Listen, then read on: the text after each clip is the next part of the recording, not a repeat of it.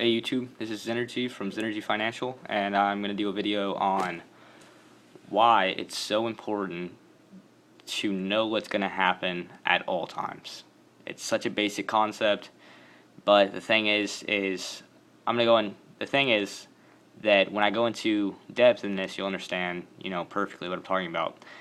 Whenever your head hits a pillow, you're not watching the stock, okay? So if a CEO dies overnight, a gap down occurs, and that's where it goes from $4 to $2 overnight. What happens? Everyone sells their stuff, okay? But let me give you another scenario with a gap down. It's up, it's flatlining, it's falling off, and then overnight some bad news happens, or just everyone decides, this is just crap, okay? And it gaps down. The thing is like, you don't even need to worry about why it happens. You just need to know that it happens, and you need to be prepared for it. And a good way to do that is by selling a position at the end of every day and buying in at the beginning of every day. There's a method to it. I don't know it off the top of my head, but basically a good indicator to use is buy 1015 based off how the stock came back. Like if it goes straight up and then comes back down, there's actual percents that someone worked out, a mathematician, that shows these. And I'll have a link below. It's in my car, so I don't have it on me, but I'll tell you in the link. But anyways, news comes out, gaps down, but here's what I was just talking about. It's already going down, okay? So that means people could be shorting, okay, betting that it's going to go down even further.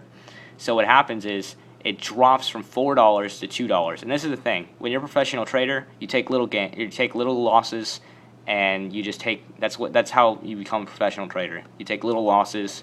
That way you protect your capital, okay? So it goes from $4 to $2 overnight, okay? So just straight in the morning when it opens up, it's already gapped down that much, okay? Everyone else, they may not be up at 5 o'clock in the morning, but you are, so you can see that, okay, well, CEO died overnight. It's obviously going to drop huge. And what ends up happening is all the people that are short-sold, they buy cover because they're professional traders and they know that stuff like this isn't good, and they'll buy cover, which could occur into a short squeeze, which I talked about in one of my past videos, and it'll throw the price up even more, which will cause people to buy in because they think it's going to rebound, even though it's been falling off a cliff, and it's just a whole bunch of madness. So here's the thing to do: after a gap down or after a gap up, you need to wait 10-15 or even a day or two to see what it's going to do, because honestly, I'm not that good of a trader. You could be better than me. Timothy Sykes says that, so I'm just going to regurgitate it right now. I'm not that great of a trader. You can be better. So how you can do that is strictly from selling your position at the end of every night and at the beginning and buying it at the beginning of every morning. And what you can do to help that is, if you go look at my software, then you can look at my software video, and you can look at the percent returns. And you want to have all your trades locked in before the market opens, because then these kind of gap downs and gap ups, you already know what's going to happen. So if you get up at 5 o'clock in the morning, remember, early bird gets the worm. So if you get up early and you find out, okay, well, there was no news, it looks steady, I can predict this, I wrote out the lines, I did my technical analysis, everything looks solid, okay? So if you have all that locked in, you're already ahead of the game by so much by the time everyone wakes up, okay?